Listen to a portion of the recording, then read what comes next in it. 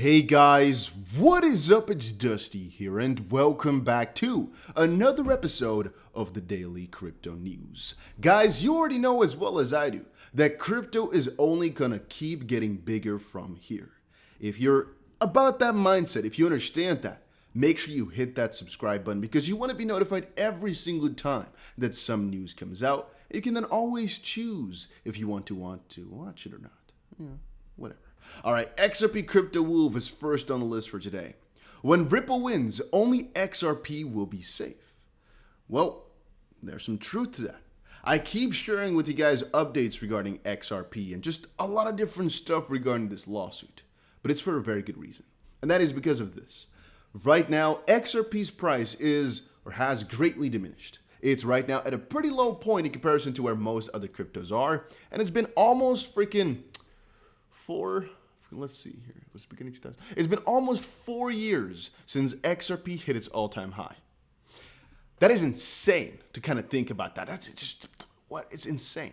For a very good reason, I think. The reason it didn't hit all-time high just recently when Bitcoin, Ether, and all those hit is I think because of the lawsuit for a very good part. But what that also tells me is that within the XRP price right now is factored this fear of them losing. And even if they will actually lose, the price will most likely diminish further. I don't think it will actually go to zero basically because otherwise the price would have most likely already fallen to that level when they actually got sued. But no, they found some support. Then again, if Ripple does win, it's going to set some good precedent for other cryptos in the sense that they might win on fair notice, like on some counts, and their defenses can be used by other parties as well. But generally speaking, as the SEC has stated before, the classification of every single crypto has to be done on an individual basis, case-by-case basis. So from that point on forward, since we've also now noticed that Bitcoin and Ether are not properly regulated, XRP is going to be the only one out there that's properly regulated. The only one. And the fact that you might think, but I shouldn't go for XRP because it's such a... Is it really risky though if you think about it? Aren't coins like Ethereum way riskier, or ADA for that matter? Don't think I don't hold those coins. I'm pretty bullish on them, but in reality, they're way riskier to actually hold.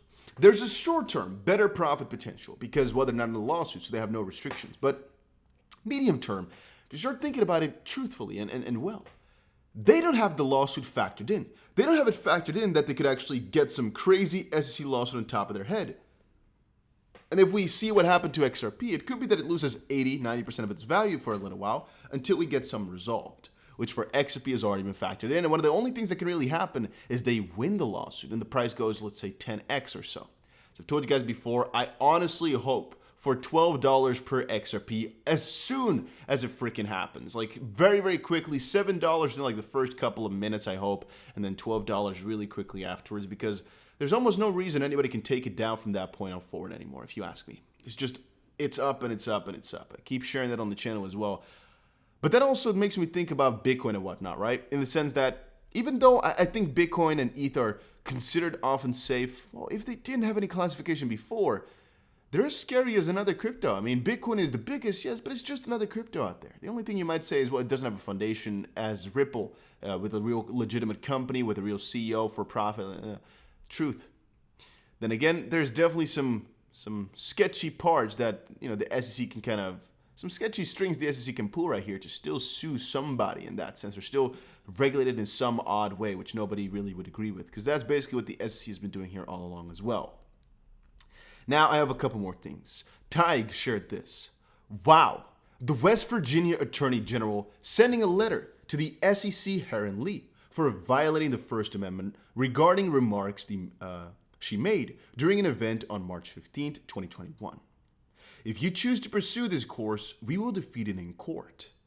And one of the most fun things that I guess I can fetch from that, as far as I know, is what in the world is the SEC doing? That's one of the funnest parts. I keep laughing at whatever they do. And here, let's read it again. The West Virginia Attorney General sending a letter to SEC Heron Lee, and she is again the commissioner of the US SEC, for violating the First Amendment regarding remarks she made during an event on March 15th. Quote, if you choose to pursue this course, we will defeat it in court. Let's check it out. There is a significant constitutional obstacle to the unprecedented and dangerous course you charted in your remarks. If the Commission proceeds down this pathway, states and other interested stakeholders will not hesitate to go to court to oppose a federal regulation compelling speech in violation of the First Amendment. Let us continue on. Your proposal for the Commission to compel statements on additional issues including workforce diversity, the number of part-time and full-time workers, and yada, yada, yada. This federal overreach and political activism at its worst. Fortunately, the First Amendment stands in the way, and the point being, as it currently stands, here, in a series of cases from 2015 to 20, Supreme Court issued decisions that have the effect of requiring federal security regulations to compel speech to withstand strict scrutiny under the First Amendment, meaning SEC is doing some shenanigans people have put up, and again, people have noticed. West Virginia court will not permit the unconstitutional politicization of the SEC, and if you choose to pursue this course, we will defeat it in court. By Patrick Morrissey, West Virginia Attorney General. It's really getting interesting to me. The fact that the SEC is doing so much stupid stuff, I guess. I'm not exactly sure what else to call it. It's saddening, I guess, from a certain perspective. The fact that it's such a strange little business. And I enjoy really that people are putting all these things together and reporting on it because people have to. Mac Attack here shared, Sologenic set to add up $1 billion to XRP holders with the launch of a decentralized NFT marketplace. So about Solo, I have a couple of things to say, but I might leave it for a different video coming out tomorrow because I do have a couple of things I want to share about the Solo airdrop. I might also make another smaller tutorial just because I noticed people still didn't get every single thing from my previous tutorial, and it's already a little bit older. However, I want to say, I think from a certain perspective, it's really good. But then again, remember, whenever you have airdrops like this, usually it does something to the base pair. Like what we see with a lot of these coins is people are buying them in to get an airdrop. And once they've gotten it, they actually sell it.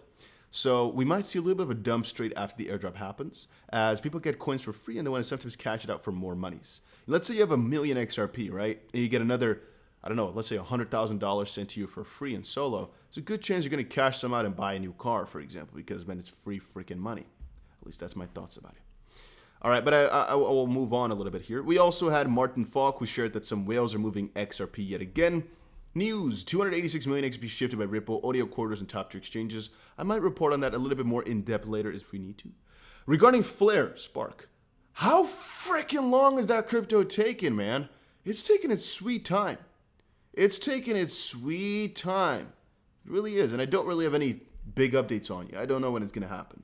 Soon, I hope, huh? But that's what I keep hearing. Soon, soon, soon. What in the world is all of this?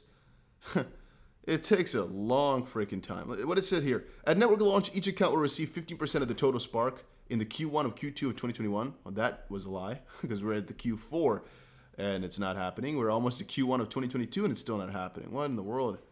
Or have I missed Flare altogether? By the way, also, I think they should have just gone for like a new airdrop, in my own opinion. Because, I mean, as I said before, I have about 10 times as much XRP as I had a year ago. So, I don't know about that. Also, Mason shared this. It's actually wrong. We are, because I'm thinking about it now, it's 4 years, right? It says here, we are 23 days away from 5 years with no XP all-time high. It's the 4th or 5th of January 2018. And I'm not sure if I can count properly, but 2019, 2020, 2021, 2022. No, 2018 and 22 is 4. Or, yeah.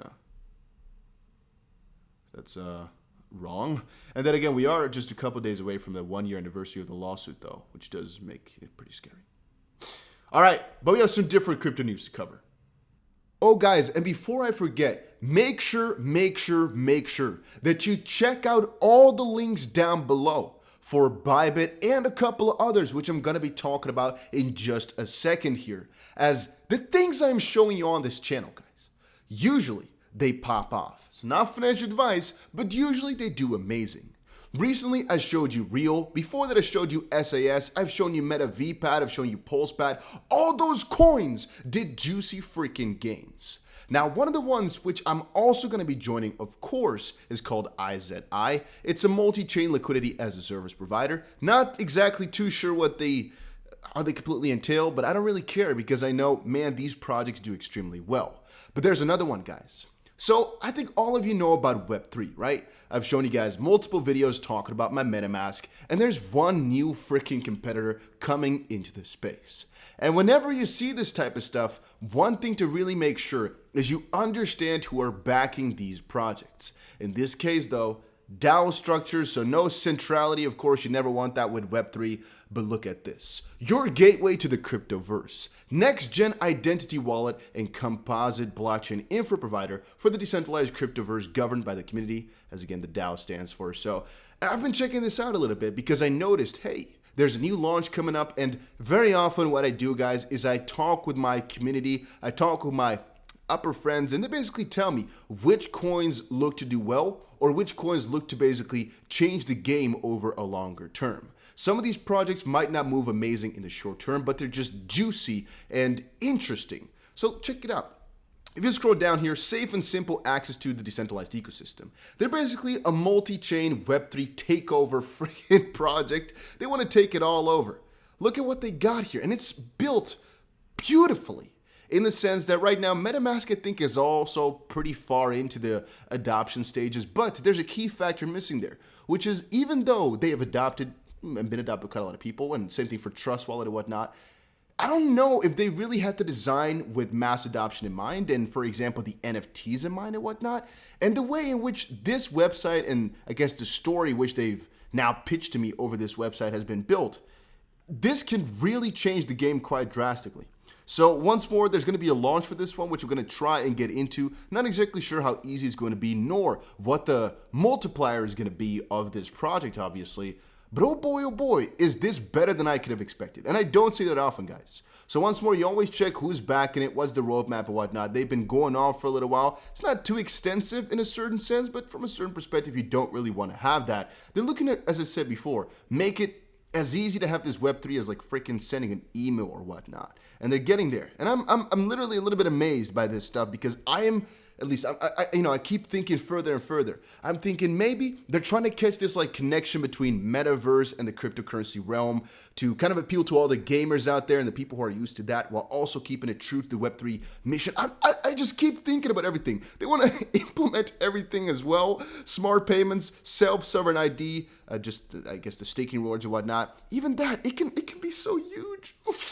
I get excited whenever I read a project like this that sounds so good to my ears. And again, it might have even been that there's like 10,000 of these projects out there, but I don't know about them. And I just noticed this one is launching pretty soon, and I'm pretty excited for it. Once more, guys, I cannot guarantee any results, but at least you know your boy is pretty hyped about the idea behind this project, and I don't have that too often. And there's also one thing I should tell you guys about. One of my friends, as you guys know, is building up a crazy project. It's called Magic Craft. It's one of the new things in the metaverse realm. It's called James Stockguru. He's building it up. All the freaking YouTubers are on board, and the IDO is going to be soon. I'm also going to be checking out to actually get myself into this through the pre-sale, which is going to be coming up. Again, not sure what the multiplier is going to be, but there's some project which I just want to try out because I do believe in the people behind them or in the idea. Same thing for IZI, where I'm just buying into it because I do believe in the multiplier, I guess. So yeah. Guys, let's check this out. Breaking. U.S. Senate votes to increase debt ceiling by $2.5 trillion.